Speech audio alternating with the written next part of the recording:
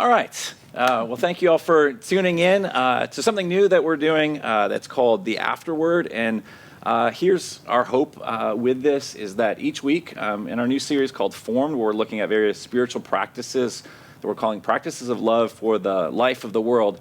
The reality is we're going to talk about 7 different practices. We're going to have, obviously biblical discussion or teaching really on that. But we thought it'd be really helpful to have then some discussion afterwards each week. And so Thursdays at noon, we're going to gather for the next 7 weeks and be able to reflect back on what was taught, what was the particular spiritual discipline or practice. But you guys don't need to hear more of my thoughts. We get to invite other people into the conversation. And so today I'm really excited. We have Lauren Mclean, who is our worship director. And so, Lauren, thank you for hanging out today and being on the first episode. So there we go.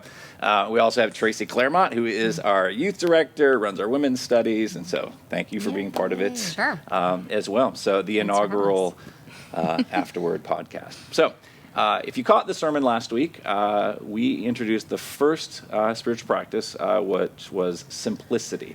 Or another way we talked about it was renewed owning, meaning like we all have possessions, we all have things that the Lord has given to us, and what does it look like to not be actually owned by those things, but rather enjoy what the Lord has given us to enjoy, steward well, to actually use what we've been given, as we're talking about in this whole series, like for the good of other people. And so as we get going, one of the things that I think will become evident and I think we need to become aware of is that all of us, we are constantly bombarded with advertisements, marketing. I mean, even in the realm of simplicity, which probably we'll talk about this a little bit, there's like all the best practices even of like how to simplify, and then suddenly it can start to feel not very simple and overwhelming, and now I'm stressed out about the topic of simplicity, and then just on and on it goes, and suddenly we just don't know what to do. And so we are going to talk, hopefully very just honestly and candidly about what our experience has been with this. The 3 of us are not here. We didn't put this together. Like, who are the 3 people that are most dominant at simplicity? We've got this all figured out. Actually, I know I don't. These 2 might have it all figured out, and so I would just let them talk. But we hope to just share a bit of like, where are the points of resonance? What could this look like? Some of these are always going to be aspirational, like what we hope to be growing in. But yeah, we are bombarded with all kinds of messages. There's something out there in the world that creates, I think, a lack of contentment, and things can get really complicated really quickly. And I know, Lauren, we were talking before, you had something that you had run across this week and just kind of thinking on this topic and researching, and I just thought would be maybe a helpful way to even get into the conversation more. So I'd love to hear what it was that you found. Yeah, so I was just looking at like, what does it look like to spiritually practice simplicity? And so I know it's a struggle for me. I like things organized, I like things simplified, but when it comes to my spiritual walk, what is that supposed to look like? And so I did some just quick research and looked at Gospel Coalition, and it came up talking about the Shema, about love the Lord your God with all your heart and all your soul and on your mind. As I was reading through it, I was just kind of grabbed by this one quote that they said, and they talked about how that Shema, the love your Lord your God, how simple it is. It's marvelously simple, challengingly simple, terrifying, and life-giving in its simplicity. God's character as one and whole and simple demands a response of undivided and simple love.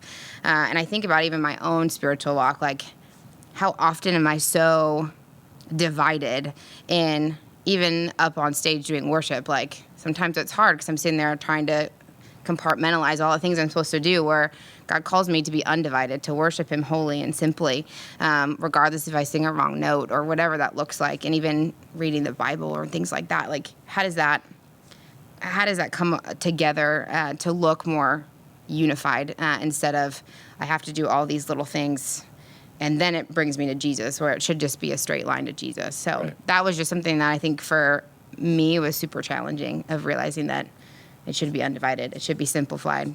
It's terrifying because I don't do it well, but a good reminder. For sure. No, and I love that word you use of that undivided. And I mean, I think that's all right. We are trying this again. Sorry, we're not sure exactly what happened. Simplicity, technology, those things are at odds, it appears.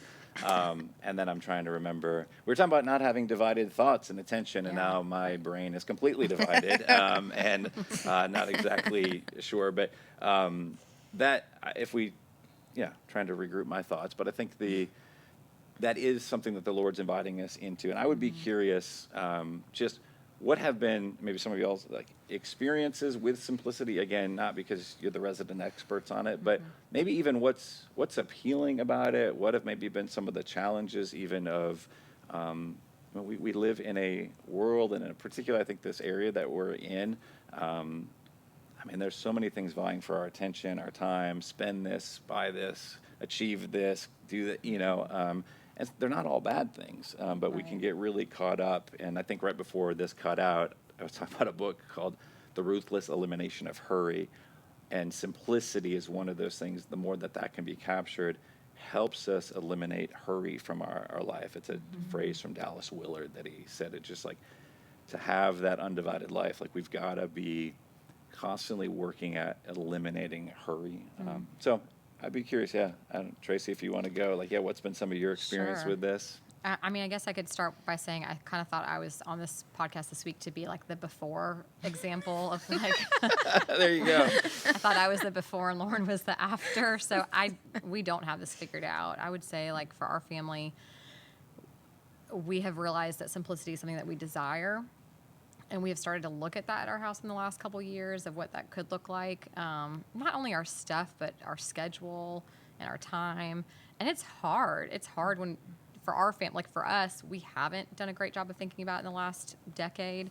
But I am also someone who feels the weight of the clutter, like the clutter in our closets and the clutter in our garage, but also just the clutter in our day-to-day hurry, I guess. It's just like a mental space clutter. Yeah. So I think we're a family that does desire to simplify more, and it's and we have learned a little bit over the past year, I would say, especially from friends who do it well, who are more on the minimalist side, but we're very new to all of it. Yeah.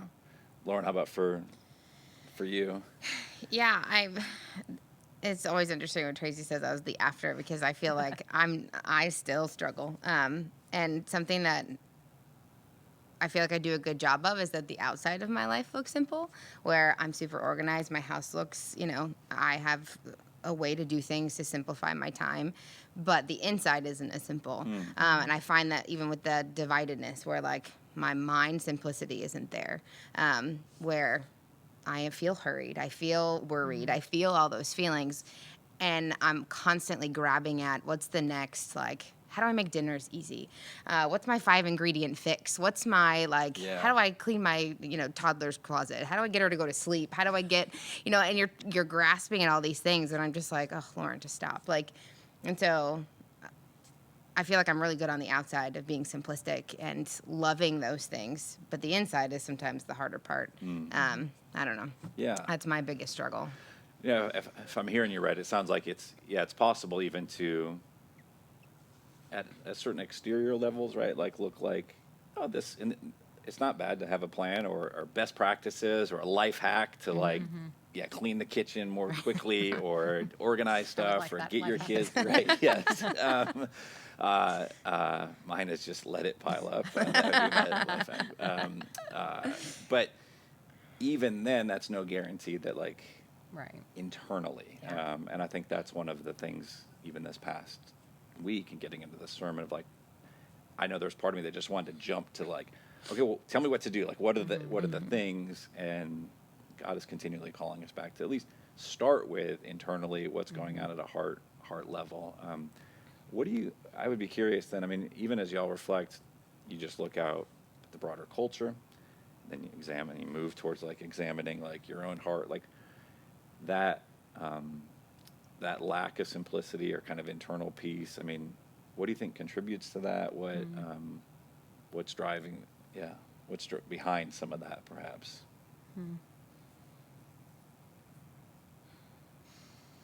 I think that's a good question. I mean, I think in our house, just this hurried lifestyle. I actually think in a weird way, as much as the pandemic, that's been really hard for me. there have been some things about the pandemic that have slowed us down, that have been a weird gift, that almost took like the first couple months to even settle into. We've had the conversation recently that we're like, man, we want this to end. We want people to be healthy. We want to see our friends. But there's also things that we'll miss about life being a little bit slower right now. So I think, I look at this simplicity stuff, and some of it makes me feel super convicted, and some in a good way. Like, it would be good for me to find things that we don't need or don't use and be able to get rid of them or give them to someone.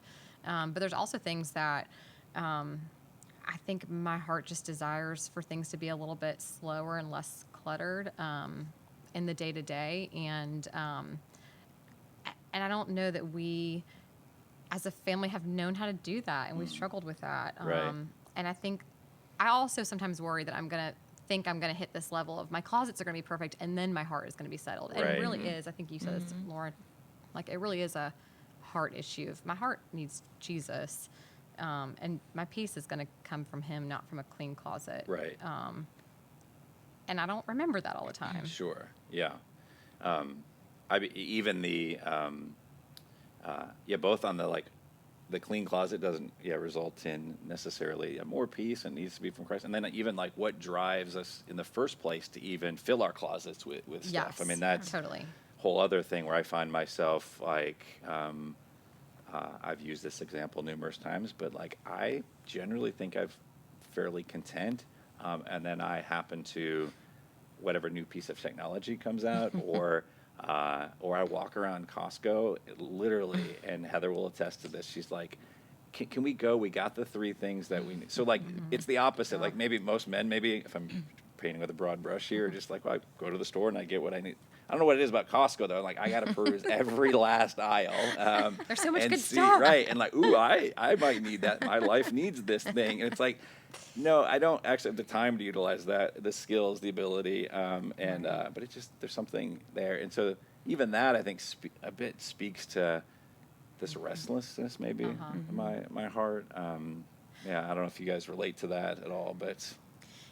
Yeah, I feel like there's always something more to achieve. You always feel like, okay, I met that. Now I need to do this. And now I need to do this. Whether it's, I know for myself personally, I married a man who's very simplistic, who I threw away clothing because I'm like, you've had this since 1995. It's time to go. Like, but it all comes back in style, so maybe just hold on. He's like, it's my favorite shirt. I was like, I don't care. I'm throwing it away. You need new shirts. And he's like, no, I'm fine.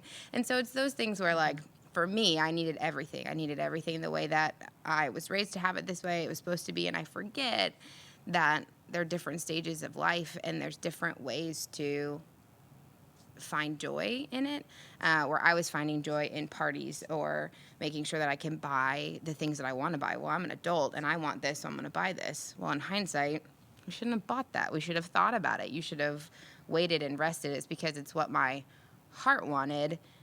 Didn't mean it always lined up to what Jesus wanted. And so for me, I think that was the struggle moving through it. Is I was the non-simplistic one, the one that was like, we must have everything, and I must have name brands, and I must have this. Or now I'm like, I'm kind of liking over here. I'm kind of liking this side of being like, okay, less is more, and kind of going along with that mindset. But it's still something where you feel tugged at by society, knowing, oh, you don't have that. Who are you? And it's like, I'm still a person. And so there's always that, I think, keeping up with the Joneses, that like, well, my friends have it, why can't I have it? Right. And then it just it becomes something that you're like consumed with.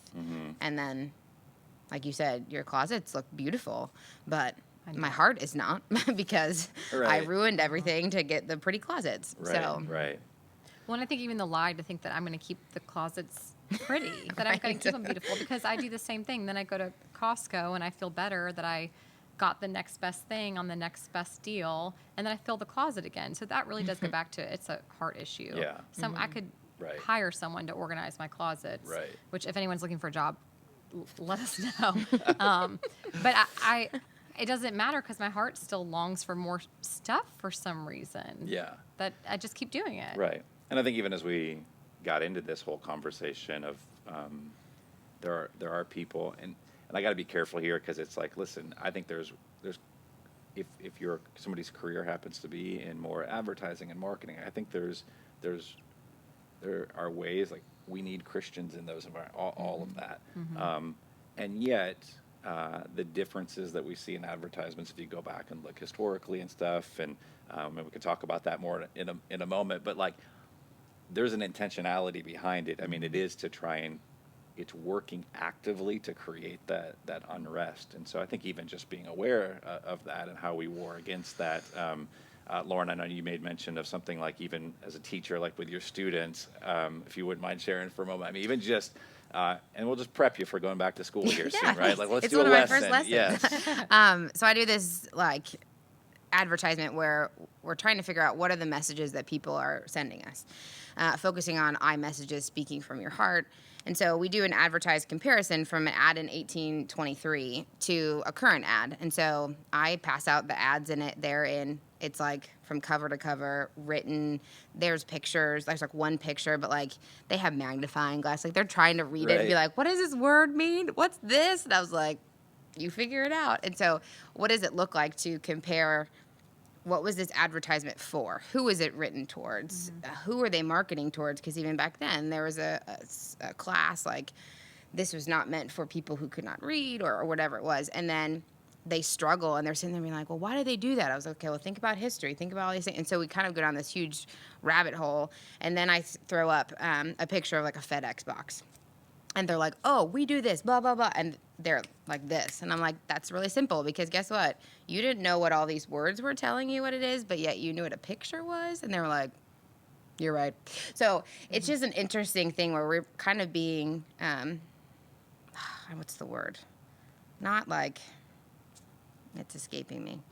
Conditioned. Or sort of indoctrinated. Yeah, into kind of things? to be like, when you see a FedEx box or when you see an Amazon box, everyone's like, Amazon, free shipping, it'll be at my door at 8 a.m. Like, they kind of know what they all stand for. And so it's an interesting perspective where if you truly were to look behind at what do they stand for, what are their processes and things like that, we just see the name and we like it because it's fast and convenient, whereas read the fine print. And back in the 1800s, you read the fine print was the ad. And so it's interesting just to see their perspective and see how they, it makes them think. And then they like text me on this Remind app. They're like, Miss Mclean, I watched this thing and they're selling this. Did you know that? And I'm like, yes, thank you.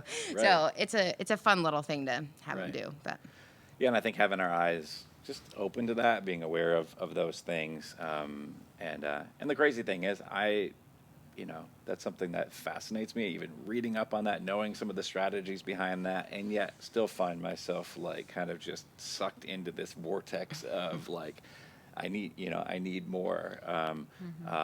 There's a book called Every Moment Holy. That's these liturgies of prayer, and literally one of them in there, if I maybe get the title right, is like a prayer for those who like, long for, covet the latest technology. And I'm like, oh yeah, that's like a prayer. Like I need to pray. And it's obviously like, I'm not anti-technology. We're utilizing some technology. Sometimes it works, sometimes it doesn't, but utilizing that to even be able to do things. And so again, I don't think it's this, I guess for me, when I think simplicity, sometimes it can go this extreme of like, it's okay, well, it's the monk life for me, and we're getting rid of everything. And it's like, I don't think that's the call. But yeah, how do we balance some of these things? I know one of the things we looked at this past Sunday, and I'd be curious to kind of drive toward like, hey, what might be some practices? I shared 10 things. Now it's not the only 10 things that would lead towards more simplicity, but there might be 10 things for us to consider. We've touched on some of them already, even around advertising and marketing. Just be aware, let's call it what it is. There's propaganda. And so I'd love to hear even just some that perhaps resonated with you, and it could be, again, more aspirational. It might not be, well, here's this practice, and I've been doing this for the last 17 years, and it looks like this, and I'm willing to be your life coach. Just call me, right? But maybe still something that you're like, I've tried to implement this, or I have found this somewhat helpful. So how about for you, Tracy? Sure. I know I've mentioned closets a couple times, but I do think in all reality, closets are one of the things that overwhelms me. I think we've even like looked at some houses recently, and it's interesting how some houses have huge closets, and that's this huge bonus when you look at a house. But then I think that doesn't probably actually help me. And so we have tried recently to look through our closets and just think, what can we get rid of? Whether it's clothes or storage or shoes or how many winter jackets do we need now that we are back to Florida, Right. things like that. And so I would say for our house, one of the things we've tried is like to simplify clothing and then to be able to donate some stuff when we do have stuff to get rid of. But I will also say one of the things that's been a huge gift to us is when other families in our church have done that recently. And my kids have enjoyed hand-me-downs. And so I will say, like, in a way that has it's been a huge gift to our family and a blessing to our family to receive hand-me-downs. It's also been encouraging to make us go back and look, okay, well, how can we do this Right. also? For sure. That's been one thing that is small, and I think a lot of you guys probably do that already, but it's been something we've tried to put more into practice recently. Yeah. Well, I think you bring up a really good point, too, that even how we're trying to think through this series, I think what God's inviting us into is not just, what's the spiritual practice or discipline just for me and my internal peace, although nothing necessarily wrong with that, but also for the life of the world, for really we're called to love God and love our neighbor. And so you're saying you've been the beneficiary of somebody else simplifying a practice of deaccumulation. So how do they gift those things? Yeah. Anything else for you that's been helpful or challenging or something that you're like, I want to engage in that practice more? Sure. I think of the 10 things that we've talked about, one of the things that probably in the last year or two that I've just started looking a little bit more into is ethically resourced clothing. I don't know a ton about it by any means. I'm learning. I've been reading about it. And so I have recently started to do research on which companies, either that I already shop at, that do those things, that are more ethical in their resourcing of fabrics and textiles. And also reading and researching more about companies that do that I would like to support. And so that's been a newer thing to us. It's been interesting. I could go down the rabbit hole also of reading about where things come from and where they're dyed and how they're done that and who's making them and how the workers are paid. But all that being said, there are a couple of companies that I really enjoy that I have tried to support more. But I think that also goes back to one of the other points of sometimes those companies cost a little bit more. And so it's made us more aware of, instead of just buying the next best thing or the next best deal, to make probably maybe more educated purchases and also more intentional purchases. Right. Again, which I'm not always great at, but it's been interesting to learn. And I've enjoyed learning about it and have tried to support those companies. Yeah. No, I think that is really helpful. I'd be the first to admit, like, that's even putting that in one of the, hey, here's some suggested practices, that would certainly be in the realm of aspirational for me. Like, I don't walk around thinking, I want to be about the exploitation of this group of people. But I'm sure I have been in purchases and so what does it look like to grow in that? Again, I think is another practical way that we're seeking to love our neighbor, even if that neighbor happens to be perhaps on the other side of the world. I think these are, areas for us to grow in. I think something that would certainly honors God as well. So, Lauren, anything particular for you? I think something, again, Mark is just really good at this. He probably will say he's not. He's just been helpful for my heart to be simplistic, is like the whole impulse buy, like taking time to step away from it, because I'm the impulse buyer. I'm like, ooh, chocolate. Like the aisles on the thing were made for me. Like I'm like, ooh, I like this. Ooh, yeah, I do need that. He's like, no, you don't, put it back. So it's been helpful for him to, like, if I want something, we had to make a pact, because I would just buy it. And then he's like, we don't need this. Why? Did you think about this? And not that he's trying to control me in any way. He's just like, let's think this through. Let's list the pros list. Let's list the cons. What's the wants? What's the needs? And then we also kind of tie into that first point of, like, what's it going to cost our family? What's it going to cost our children? And so I think with two 2 kids under 3, we have to think about, okay, if we get something, what is that going to cost time-wise to our kids when we're already stretched thin? What's that going to cost for our marriage? What's that going to cost for relationships? And so we kind of just sit and we hash it out, and that's probably the part that annoys him the most, because I just want to keep talking about it. I'm a verbal processor. If nobody knows this about me, but like, I have to talk it through so many times to be like, is this a good decision? Like, I need affirmation on it. And so it's helpful when he finally is like, let's list it. Boom, boom. Okay, here's my thoughts. What are your thoughts? Okay, I think we should go with this one. Yeah. He goes, and let's just sit on it for a minute. And I'm like chomping at the bit, but it's helpful because I'm like, I wait. And then it goes on sale. And I'm like, yes. Hey. So then I feel even better about purchasing it. But it's those things where we then have to think about, on the flip side, is what is that going to cost? Right. Is it something that is good for our family? Is it something that is not going to be good for our family and it's going to hurt people, or how we choose to do things? And so those are the two that I think we try to focus on the most. Yeah. It's been helpful. Yeah, I appreciate you sharing that. And Mark asked us to invite you onto the podcast Oh. so that you could process here. Yay. Yeah, so that was the Good. that was it, Good. yes. And we're making reference to this list of 10 after this concludes in the comment section. I can go and post what those 10 were, and maybe folks will find it some helpful practices to be able to engage in. I know one of the things. We'll wrap this up here in just a moment, but it's hard to know when to what are good. I take a home for instance, and probably pre-kids there was a time Heather and I, we did a ton of work on our home, and then that seemed to wane over the years, and then there's sometimes a surge of we're going to do something, and that's not a bad. I think there's great take pride in your work and look at this thing. It's oh wow, a coat of paint did wonders for that, and all that can be great. What I find for myself too is I'm realizing sometimes I'm sure I avoid things out of just laziness or procrastination. So there's that. But then there also is this, and it reveals something about my heart where I'm okay, so that wall got painted and it looks nice and fresh and clean.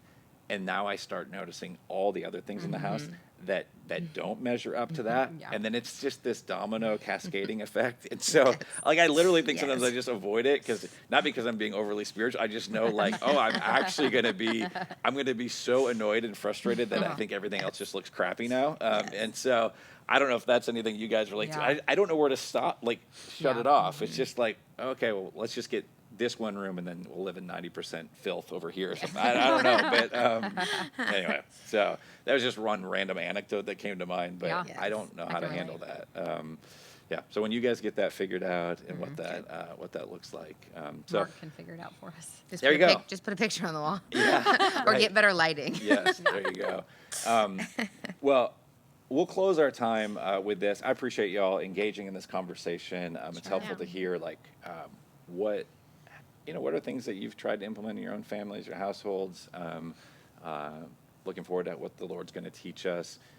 In and through this series, as we reflect on these things, I think there's always helpful things too that we can learn from one another. So that's part of this. Anyone that's watching right now, or you watch this later on, if there's something that's been helpful to you, please post it in the comments. We want to learn from one another. Again, this isn't welcome to the expert panel here at all. So as an encouragement, I'll close here. Philippians chapter 4, Paul is, he writes these words, and they're words that I think probably most of us have seen plucked out of context a lot. In verse 13, he says, I can do all things through him who strengthens me. And we love to put that on coffee cups, and we love to put that on sports memorabilia or things that, and it's a great verse, and it's amazing. And if you memorize that verse and you don't know a lot of the Bible and you're just hey, that verse encourages me, yes and amen to that, right? But there also is a context to it, which when it gets pulled out, sometimes we miss that. And I love that Paul, what he says prior to that is, here's a man who's been imprisoned for his faith. He's suffered beatings, imprisonment, abandonment, betrayal. All these different things that are going on. In verse 11, he says, not that I'm speaking of being in need, for I have learned in whatever situation I am to be content. And he's not in what we would say are good situations, things that we would all want to avoid. And he says, I know how to be brought low, and I know how to abound. In any and every circumstance, I have learned the secret of facing plenty and hunger, abundance and need. And then he says, I can do all things through him who strengthens me. And I love that all things includes like plenty and want, that it actually includes like hunger and need. We actually need the Lord's strength in all of those. Like it's a war for contentment when we're in a more affluent context, and it's a war for contentment if you find yourself in a spot where there's financial hardship. Like just having things stripped away doesn't mean our heart is in the right space. And so how do we continue to look to Christ, the gospel? Like we have everything that we need in Christ. And I think that's what Paul, certainly he didn't do it perfectly, but he was able to say, yeah, I know what it looks like in all of these situations. At this point in his life, exterior-wise, circumstantially, be like, oh, it's super simple. It's like, yeah, it's hard to have a really, like decked-out jail cell. But the bigger issue is like his heart is in that place. And I think I hope that I can do all things through Christ actually encourages us in this to see, hey, even if the Lord has put us in the spot where we have some material blessing, like thank him for that, figure out ways to like not be consumed by it. How do we, when we have those moments where it's like, oh, I think I need this, like ask. Yeah, so even that space it's not just to wait, as much as it might be helpful to wait 24 hours to just kind of sleep on something, because there's wisdom in that, but also like to allow the Lord to speak and say, hey, what is it that makes you think you need that thing? And so those are things that, man, that's a wrestle for me. I haven't got that figured out. But I think there's this invitation the Lord is wanting us to experience a freedom that comes in the gospel. So anyway, so thank you all for tuning in. Thanks for bearing with us with technology that can fail us at times. So Lauren and Tracy, thanks for being on the inaugural episode. Sure. Yes. Thanks for having us. So post some comments. If you got questions for them, they will get you all of the answers. So dear. there we go. All right. So thank you all. Have a good rest of your week.